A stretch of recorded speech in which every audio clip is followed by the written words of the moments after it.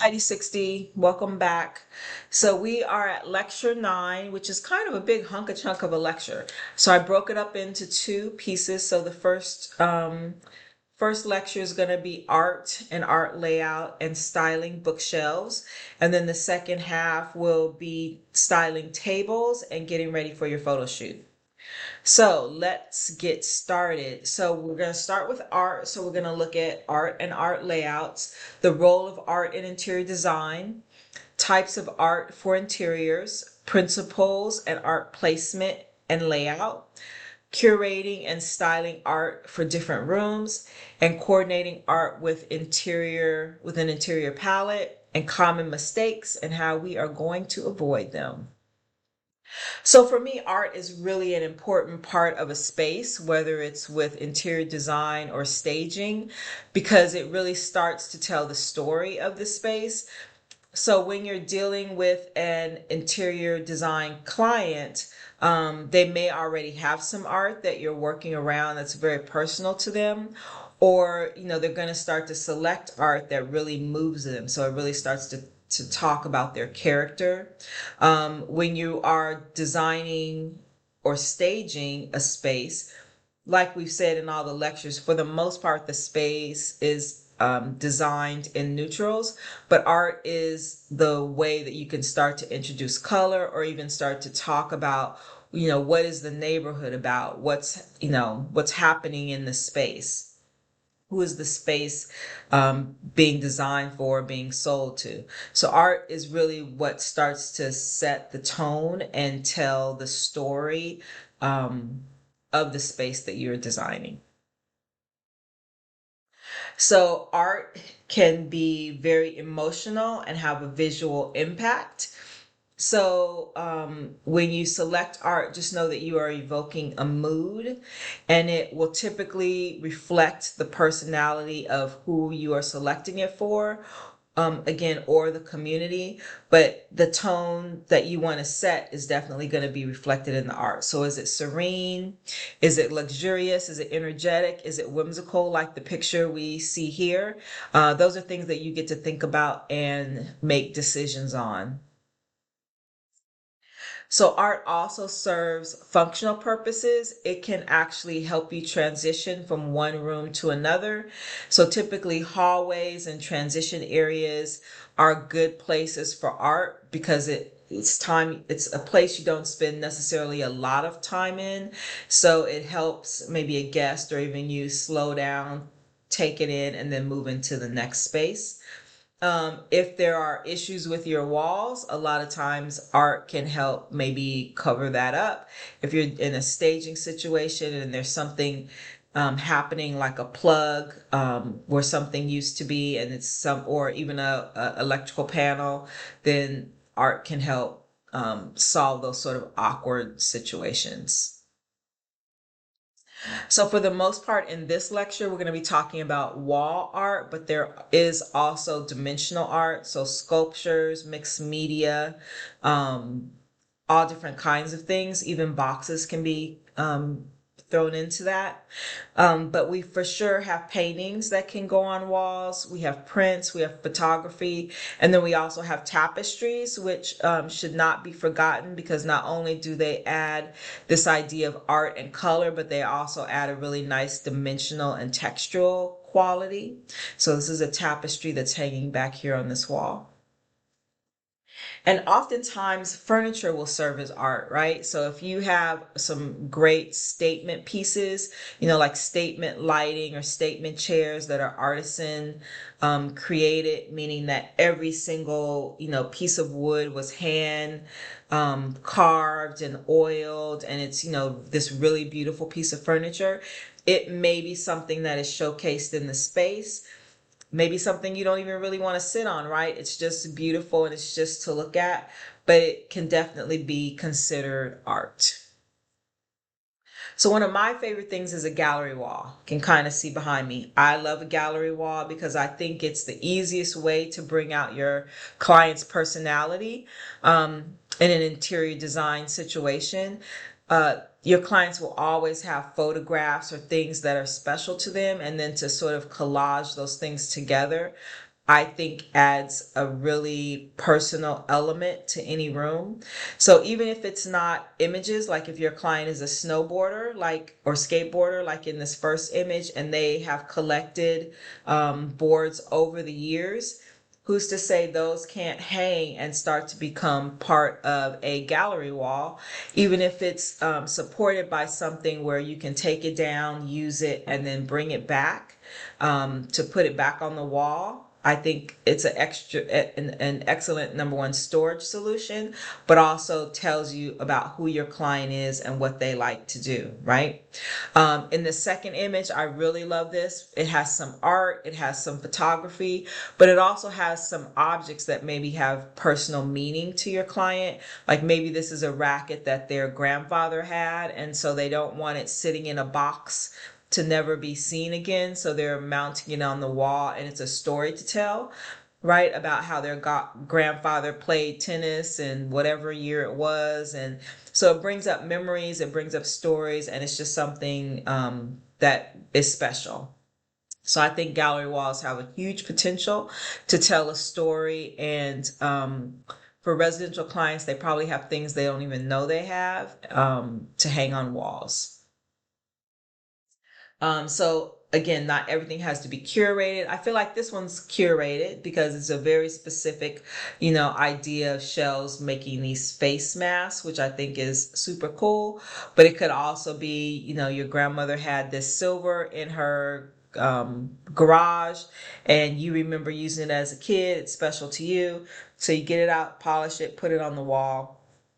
And again, it acts as a gallery wall. Or if you have hats, and you are a hat wearer, you can start to mount those on the wall.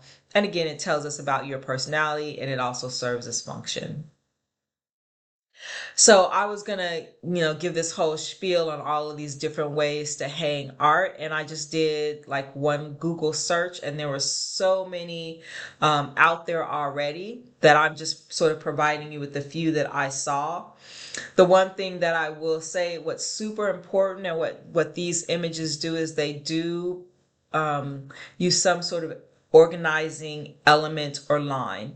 So in the first or second lecture that I gave you of Principles of Design, we talked about a datum.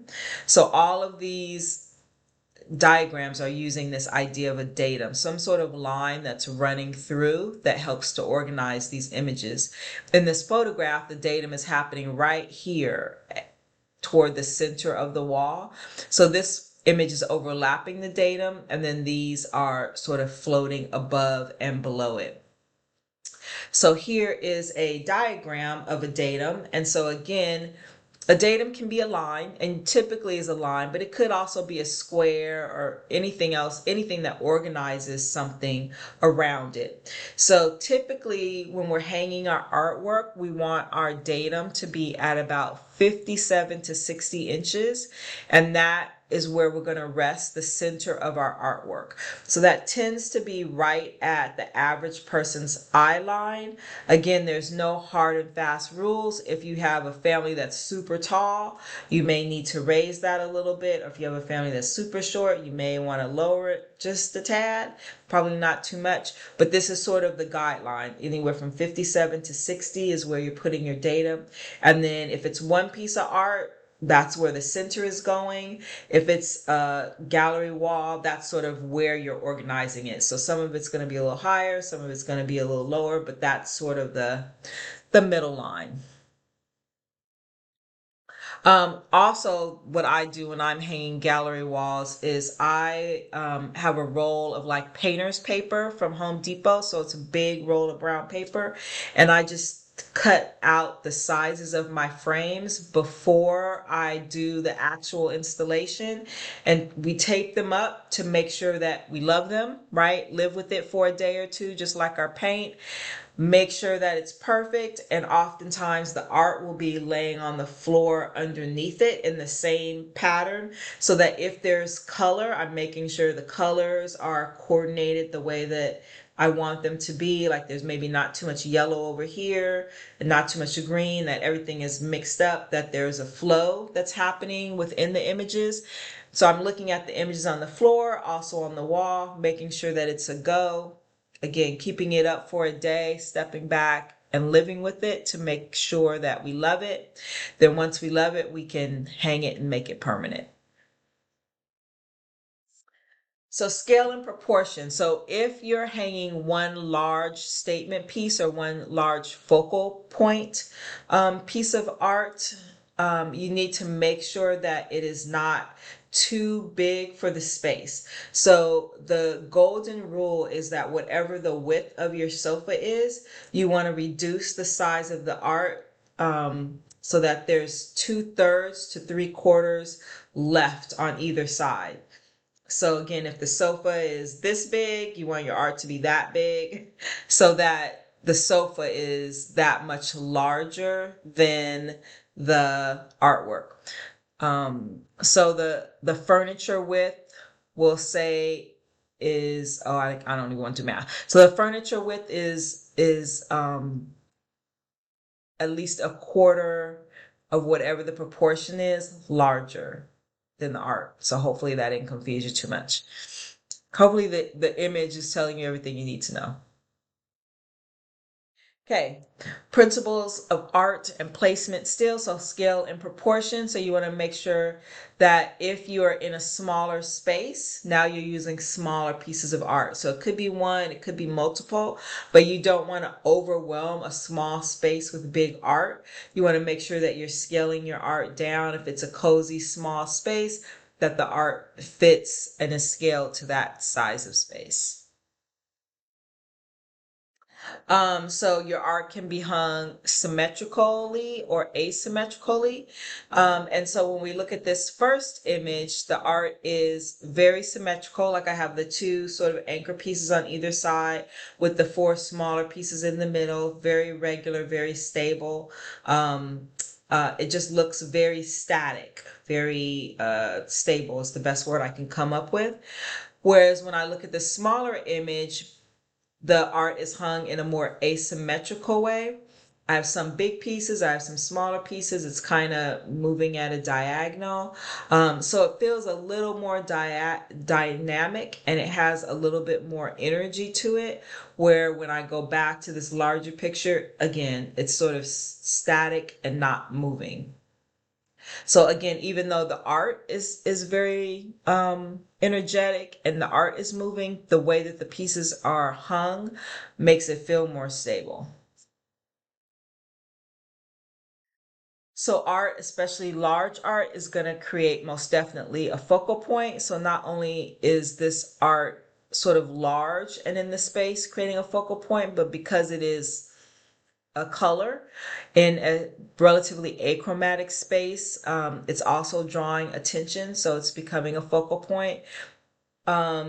Whereas in my other image, the idea is that if I'm keeping a consistent theme within my artwork, if it is sort of collaged together or a gallery wall, that will help connect all of the pieces. So in the smaller pieces, there's sort of the same motif that's happening over and over again, even though it's not exactly the same. But it could be a collection of images in regards to nature, or it could be a collection of images that have sort of the same shape.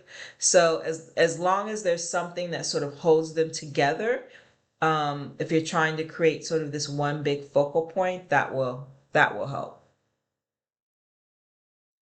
So staircases always work well with our gallery walls because with the little pieces, it's easier to get them in that sort of odd triangular shape. So I always like a gallery wall and a staircase. Also, it's sort of a transitional space from public to private, so it tends to be a good space to have photographs. Or, if you are not into this sort of abstract, everything's a different size and color type of gallery wall, you can again do one that's much more symmetrical that happens on the wall as you go up and down the stairs, which is, this is a U-shaped stair. So I have a wall that's completely flat and rectangular. So I can have images that go up there without having to worry about that diagonal. Or you can have the one statement piece, which to me, it kind of feels like putting a square peg in a triangular hole. Like it doesn't quite fit, but it definitely is a statement piece, and it is better than having nothing going up that stairway. It gives you something to anchor your vision. And then hallways, again, just like our stairs, our transition spaces. So a lot of times this is where collages and gallery walls go. Um, and they tend to be more photography of family members and more personal things. You can always coordinate with your interior palette. So one of the things that you want to think about is also your framing and your mat selection. And so again, art, there's so many different ways you could go. So in many cases, again, if you're doing this idea of a collaged wall, you may want to stick with a frame that is very similar. So in this image, they have basically two types of frame, a wood and a black, and it goes from really skinny to, not even quite medium, but it gives all of the images sort of something to link onto, and then they're all in the same sort of neutrals, blacks, browns. And over here, again, they're doing the same idea. All of the frames are very similar in that they're this sort of gold, thick, ornate style. And then everything sort of blends together, as opposed to in typically boho styles, everything's different and you're not trying to match anything. And a lot of times you're trying to make everything opposite. So again, a lot of different ways to go depending on the style of the home. Always think about color when you are dealing with artwork. And again, there's, for me, not a right and a wrong answer. It could be that you have a completely neutral house and you need something to break it up, so you put in some color. Could be that you want to keep it all neutral, so you have big statement pieces that are neutral. In this case, it looks like the house, for the most part, has like this red and white background. So they've taken art and even light fixtures that are different colors to pop out from that color. So again, it's sort of designer choice. There's not any absolutes as to what's right or wrong. And in this case, I have a hallway where there's a lot of pattern happening. So they've chosen to use artwork that really is exactly the same colors, red and white. And then they added the black to pull in the ceiling, and help the art pop out from the wall. Okay, bookcases. So we're going to talk about the rule of three in styling. We're going to talk about core elements in styling bookcases, styling techniques, design styles in bookcases, design styles, and how you can design bookcases around them, and then tips and common mistakes. So bookcases, just like art, way more than storage. This is the moment where you get to tell a story about your client or the neighborhood that you are in. So you want to really be able to take advantage of that, because this is where you get to express style and personality. And if you need to, for residential customers, you can always add function. So we're going to talk about the rule of three, and I actually have extended my own sort of version of the rule of three. So we'll talk about that. But basically, our eye really likes groups of three, really likes triangles. So groups of three items are visually appealing because they are balanced and they are memorable. So the concept works across all areas of design, especially with styling bookcases and styling tables. Basically, what you're doing is creating this little mini scene. So one of the items should add height, one of them should add texture and weight, and then hopefully one, if not all of them, have some sort of personal touch. So again, this is where you kind of get to tell your story about the space. So again, the rule of three is when you're grouping to make a really balanced a balanced arrangement. So this is the same picture we saw in the last slide. So as I had gone through all of these well-styled shelves, what I've noticed is that this idea of three doesn't necessarily have to be all together as a clump, right? Like you can have three items that are working on a shelf, and they're spaced apart, but they still give you that idea of the triangle. So again, one of them has some texture. My mouse not working. Some texture. Some texture. This one is giving me more height because it's stacked on the books. This one has a little bit more personality, and it's very much creating this idea of a triangle, right? When I look at this one, maybe the shortest object is missing. Like my personal thing was maybe have a tall one, a medium, and a short one. Just like with paint, we have light, dark, and medium. With texture, we have rough, smooth, something in between. With pattern, we have large, medium, and small. So this idea of three runs through the entire idea of designing and styling. And so in this case, like in a perfect world, this jar would be a little smaller and then when it would prove my point exactly. But I think the idea is basically a triangle rule. Like this is still for me creating a triangle, just like this is creating a triangle, but it's not really it's not really three items, it's four.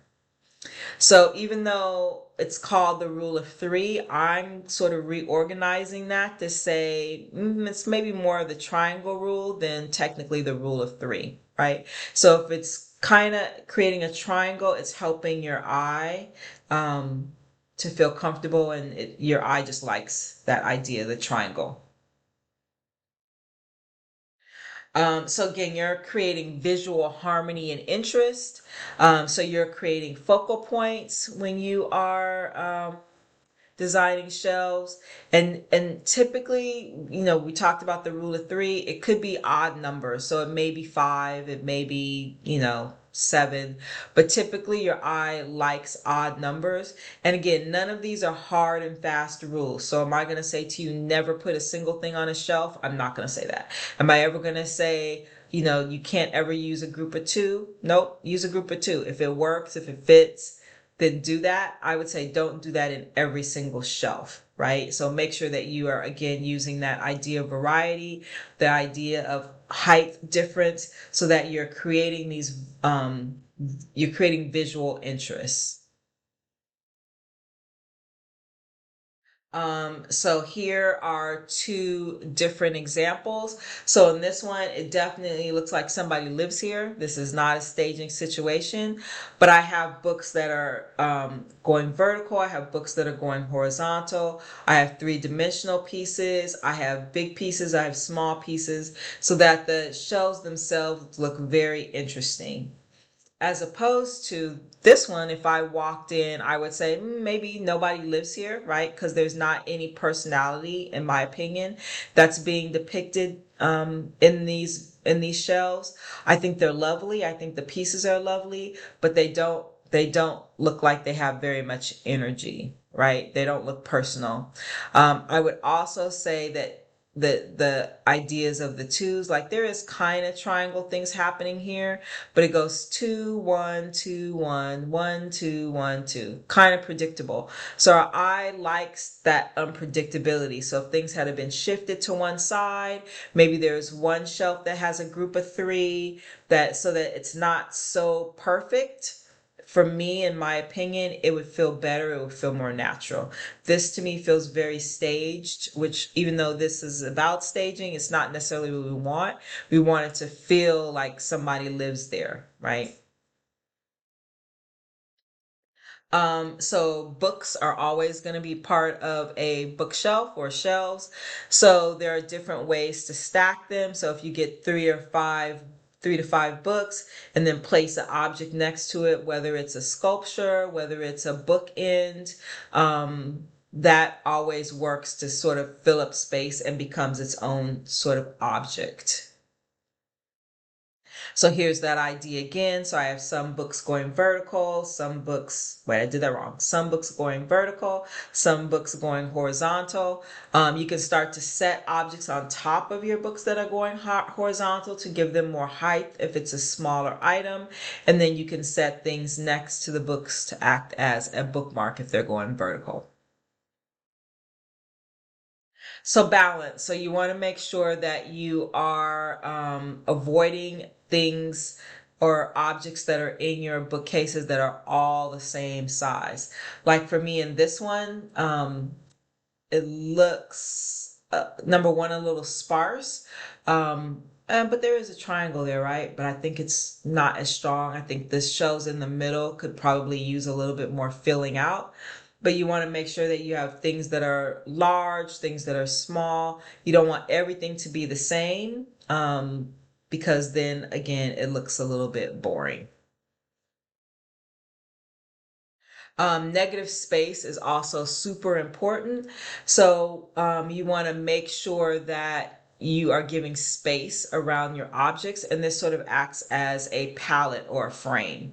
So especially if you have an object that's really, really nice or really important to your client, you don't want to crowd it in with a bunch of other stuff because then you can't see it. So that negative space that's happening around the items that are in the bookshelf are just as important as the item itself.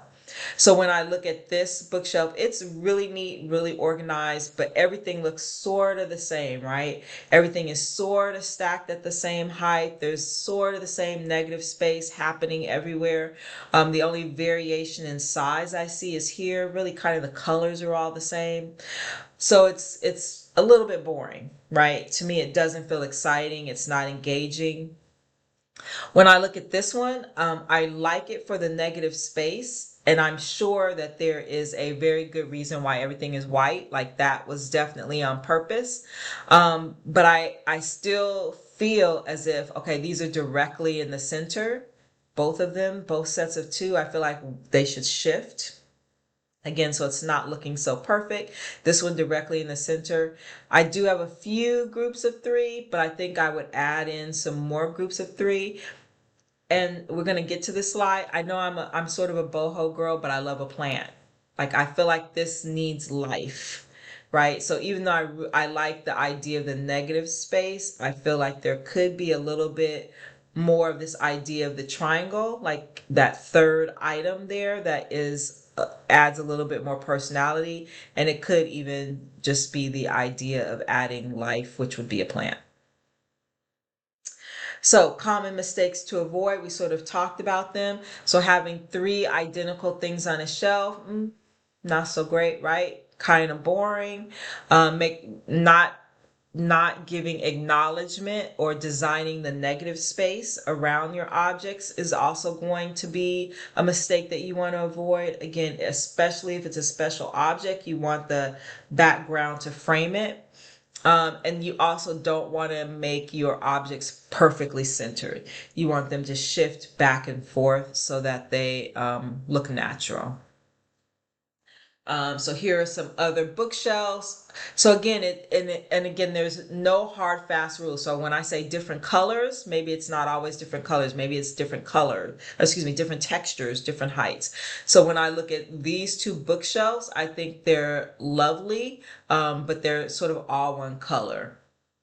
I probably wouldn't have flanked both sides in this one, like books here, books here. I might have like had one shelf where some books were in the middle, maybe some more books going horizontal. But in terms of texture, even though it's all one color, I think this one's really nice. Again, I think this one's working. Those are beautiful. I think these are all lovely, but lots of books, right? So there's a lot of different things you can do with books. Some clients are going to have so many books that you don't know what to do with. So you just need to organize them in a way that hopefully the client is okay with, that makes sense either in terms of color, or maybe you organize them in terms of theme. If like sometimes they come with those paper jackets, maybe sometimes you take the jackets off and there's a really nice looking book or spine behind that cover. So maybe you expose those. I like this idea. Like the books are color coordinated, which is nice, but because the bookshelves are chocked full of books, because somebody wants them and is reading them, maybe there's the possibility of putting art actually on the outside of the bookcase, right? So that again, you're still getting this push and pull. So there's interest there, but you just, because of function, didn't have enough room on your bookshelf. Also layering pictures. So your bookshelf doesn't have to be full of three-dimensional things. You could actually take images and frame them and start to layer them so that there's large and small. But again, this triangle is still happening, right? So there's triangle here, there's triangle here. So for bookcases, and I must have really liked this image because it resonated with me. I used it more than once. So two or three books stacked horizontally with something on top of it, like we have here, or we have here, always works to help sort of set this up on a podium, whatever you're putting on top of the books. And then here's our plants.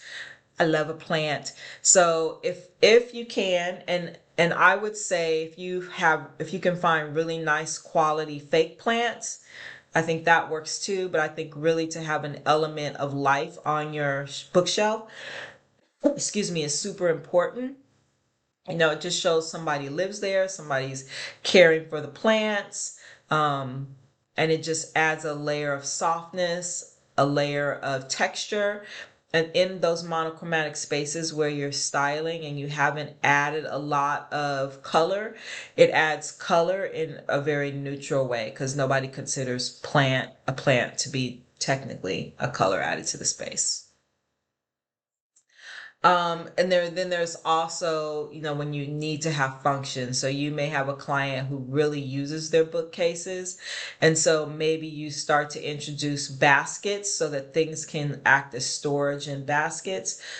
So in this case, I have baskets happening along the bottom, and that's nice because it sort of helps anchor the space. In this case, I have baskets on the top and on the side, which, this is sort of meant for function, so it's fine. And then maybe you have actually colorful boxes that start to work with the decor if you have a colorful space. So again, just varying heights and textures helps make sure that you're creating this rhythm and movement. So you're mixing tall things, you're mixing short things, you're mixing flat objects like books or pictures with sculptural things. You have objects that are layered in front of each other. So again, the same idea of this mixing textures, mixing colors still holds true when you are styling bookshelves. So you're just wanting to make sure that they're nice and balanced. And again, we talked about this rule of three. Doesn't necessarily have to be. The triangle is what I think is even more important. So even if you're creating that triangle with two things or four things, that's okay. When I'm looking at this image, I see a triangle here, I see triangle here, then I also see like a low triangle here, right? So I've modified that idea of the three into a triangle for this idea of staging. So here's one that has a lot of negative space. So you're really looking at the idea of the objects that are on these shelves are very special and they want you to see each and every one for what it is. So this is very purposefully curated, and I think it's pretty well done when you look at it. Like not all of the objects are in the center, right? So some of them are moved off to the side, side, or excuse me, side, center. But they're in varying places and they're in varying group numbers. So some of them are two, some of them are three, some of them are one. Some of them are in the center, some to the right, some to the left, and then there's just a lot of negative space happening around them. So very purposefully curated and done in a way where my eye is not like wondering why is it so perfect, because everything is just a little bit off. So repeating elements. So again, a lot of times our clients don't know like the jewels that they already have in their space. Like this, I believe is a Delft plate collection, maybe. So like it's the blue and white plate. And so that might be something again that grandma had in a box and they loved it and couldn't throw it away. And so you start to say, hey, let's bring these things out, or maybe they were already displayed. But again, even within the shelves, I have this idea of the triangle, right? That is helping that idea look interesting. And then when you're styling the rest of the space, knowing that your client, loves this blue and white print, maybe you pull the blue and white print onto upholstery. So again, you're relaying all of these items and relating it back to the idea. So let's see, I gotta go quick because my battery is gone. Minimalist style. So again, sleek, fewer items, natural, elect, elect, eclectic boho, sky's the limit, lots of color, all of that stuff. Modern, again, sleek accessories, possibly with accents of gold or whatever metal is happening in the space. And then rustic, organic, modern, maybe baskets, maybe heavier type of metals. And tips, so again, step back, make sure that the entire room is composed nicely. Know that it's not going to be perfect the first time. We're going to talk about photography soon in the next lecture, but know what works when you're looking at it. Maybe the photographer goes, "I'm going to take that away and edit," and that's okay. Make sure you have a color story or a neutral story, but make sure that you're being consistent with the environment that's around it, or you're looking at the environment around it and adding something to it. So you're being very deliberate about the colors, textures, shapes that you add to your bookshelves. Common mistakes: overcrowding. Don't clutter your shelves. Make sure you're using different heights. Lighting. Make sure that you're lighting your shelves if at all possible. Whew, I made it before my battery went dead. Bye. I'll see you in a second in the second half of this lecture 9. Bye.